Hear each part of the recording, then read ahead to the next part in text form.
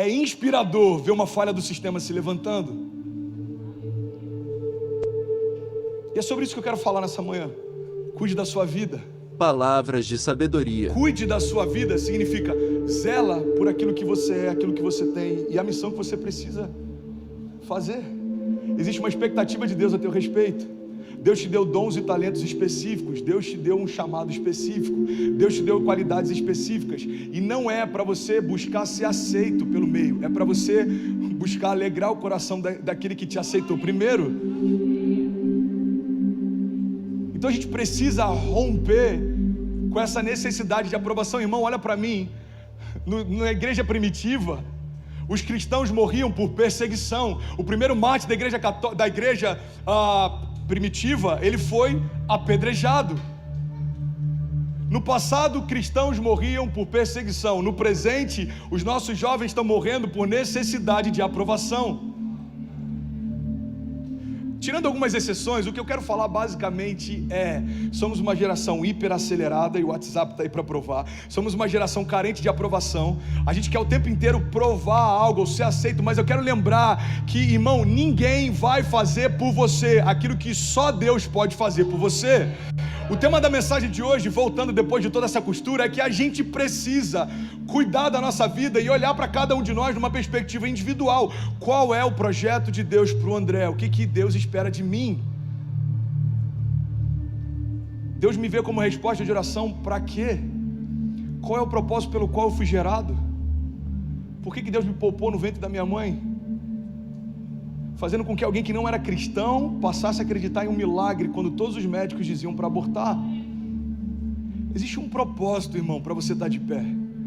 Existe um propósito pelo qual Deus poupou você, mesmo apesar dos seus erros, tropeços, apesar do nosso dia mal, da nossa inconstância. Você pode passar a vida inteira desistindo de Deus e ainda assim a graça e o amor furioso dele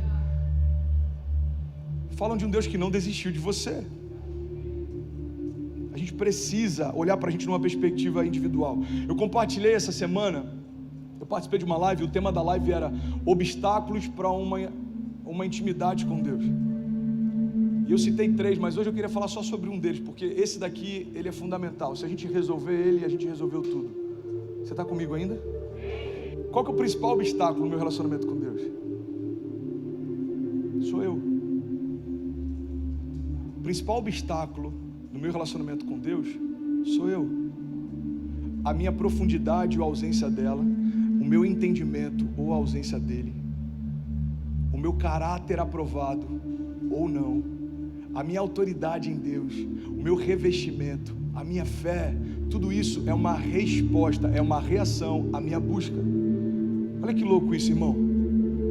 Tudo é possível ao que crê. A responsabilidade é sua para definir quais são os seus limites. Em outro momento diz, olha, se o meu povo que se chama pelo meu nome se humilhar e clamar e buscar a minha face, se arrepender dos seus maus caminhos, eu, o Senhor, então olharei dos céus, perdoarei os seus pecados e sararei a sua terra. Você percebe que é sempre uma condicional. Se você buscar, eu faço. Se você se arrepender, eu libero. Clama a mim e responder-te-ei e anunciar-te-ei coisas grandes e insondáveis que não sabe. Aquele que bate, a porta se abre. Aquele que busca, encontra. A palavra está dizendo o tempo inteiro que o maior obstáculo da nossa jornada de fé somos nós. É você que vai definir o quanto de Deus você carrega e manifesta. É você que vai definir o quanto de autoridade as suas orações são carregadas. Irmão, é você que vai definir o quão revestido você está. Você está comigo? Diga amém. Só que a gente se acostuma em terceirizar. Eu estou mal, preciso que alguém ore por mim. Os meus filhos estão doentes, eu preciso que um profeta ore pelos meus filhos. Irmão, você em Deus carrega a mesma autoridade que Ele liberou sobre Jesus. O mesmo poder que ressuscitou Jesus Cristo dos mortos habita em nós. Então habita em você poder de ressurreição, habita em você poder de cura, habita em você a autoridade para gerar liberações dos céus, para liberar palavras e elas vão se cumprir.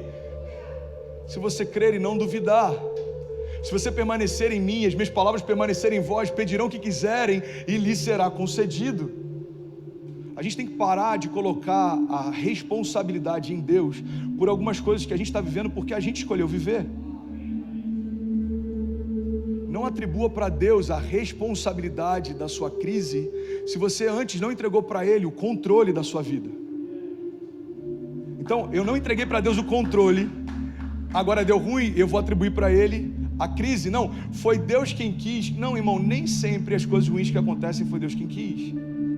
Palavras de sabedoria.